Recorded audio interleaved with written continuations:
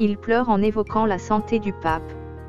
Au lieu de pleurer, priez pour le salut de l'âme du pape.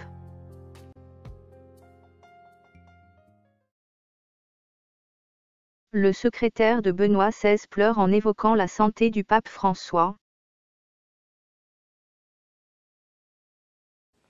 Bis zur Himmelstür des heiligen Petrus.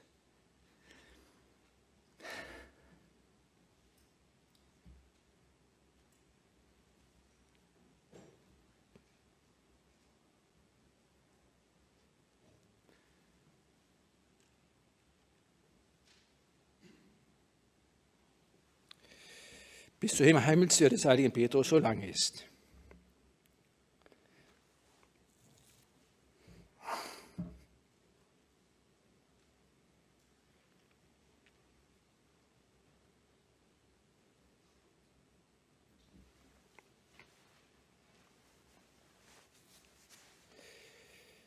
Das hat mir Benedikt XVI. In seinem feinen Humor anvertraut.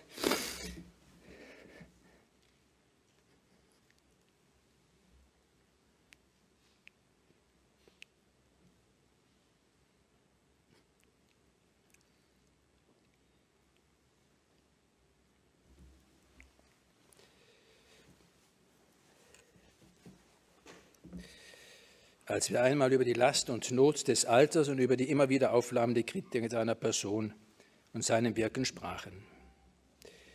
Und das liegt nun schon seit einigen Jahren zurück. Auch nach seinem Rücktritt hat Benedikt auf wichtige Fragen und Herausforderungen der Zeit freimütig und überzeugend und immer im Licht der Menschwerdung geantwortet. Das war seine ureigene Sache, da fühlte er sich gefordert.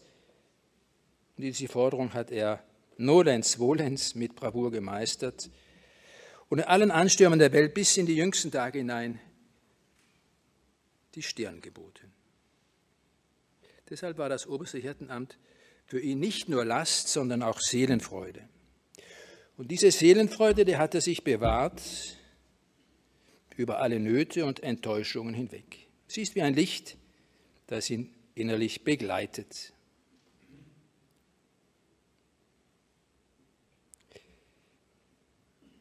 Inzwischen ist der Papa Emerito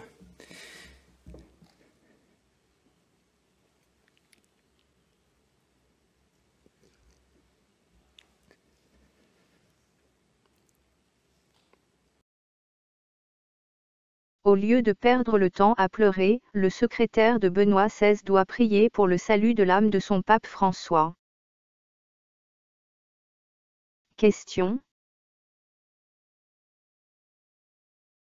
Mais, pourquoi prier pour le salut de l'âme du pape François? Son âme n'est-elle pas sauvée? Le pape François n'est-il pas dans la lumière?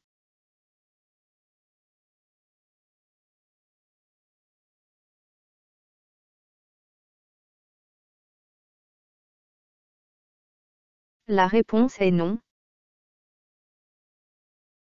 Non, non.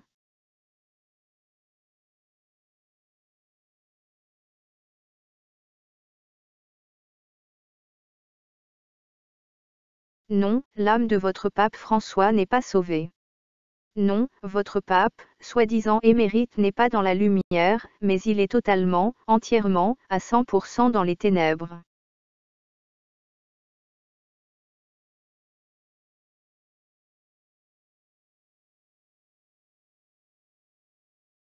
Votre pape François a pour père le diable, voilà pourquoi il méprise et n'obéit pas à la parole de l'Éternel Tout-Puissant.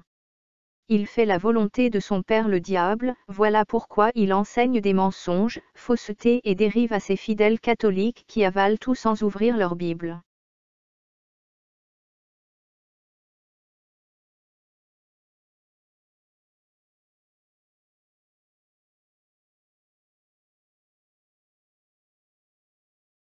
Ouvrons la Bible et lisons.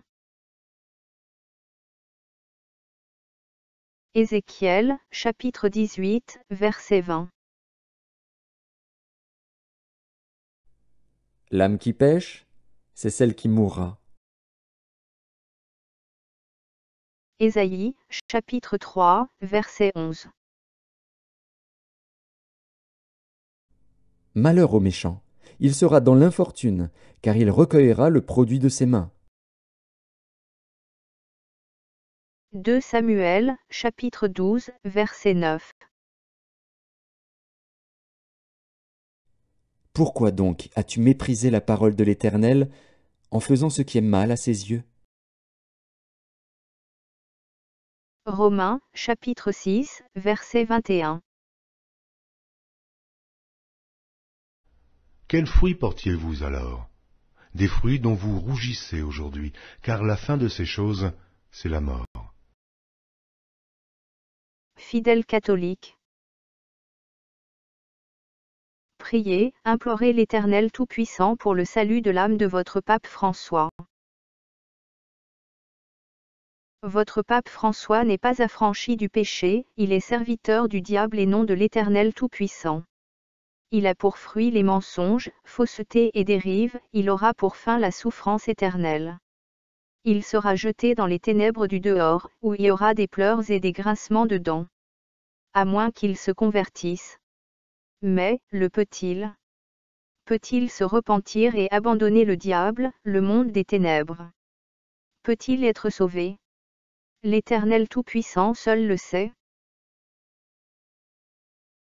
Fidèles catholiques. Attention. Priez aussi pour le salut de vos propres âmes parce que vous êtes totalement dans les ténèbres comme votre pape François. Vous avalez et acceptez les mensonges, faussetés et dérives du catholicisme. En faisant ainsi, sachez que vous méprisez et désobéissez à la parole de l'Éternel Tout-Puissant. Vous êtes sur le chemin qui conduit en enfer. Si vous ne quittez pas les ténèbres du catholicisme pour venir à la lumière de l'Éternel Tout-Puissant, vous serez jeté dans les ténèbres du dehors, où il y aura des pleurs et des grincements de dents. Voulez-vous passer votre éternité dans la souffrance?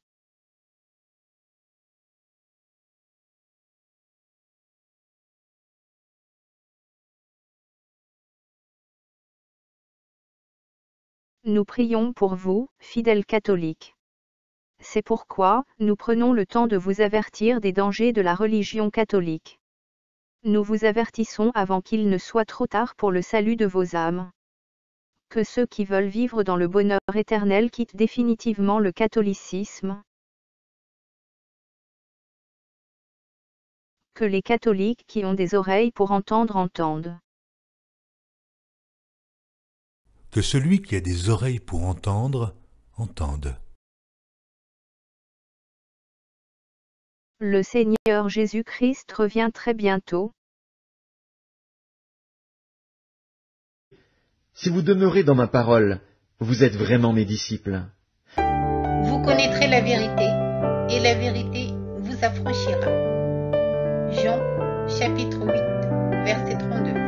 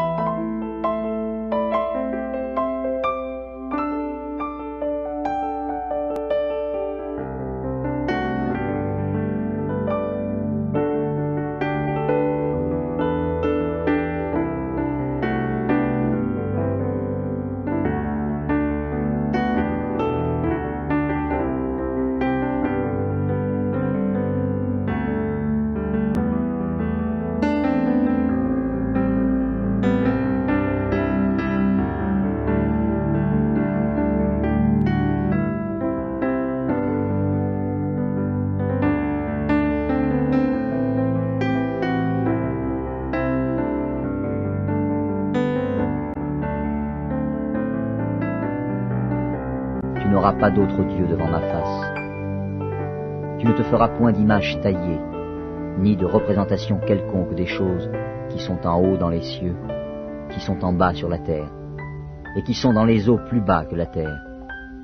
Tu ne te prosterneras point devant elles, et tu ne les serviras point. Car moi, l'Éternel, ton Dieu, je suis un Dieu jaloux, qui punit l'iniquité des pères sur les enfants, jusqu'à la 3e et à la 4e génération de ceux qui me haïssent, et qui fait miséricorde jusqu'en 1000 générations à ceux qui m'aiment et qui gardent mes commandements. À bientôt, dans une prochaine vidéo.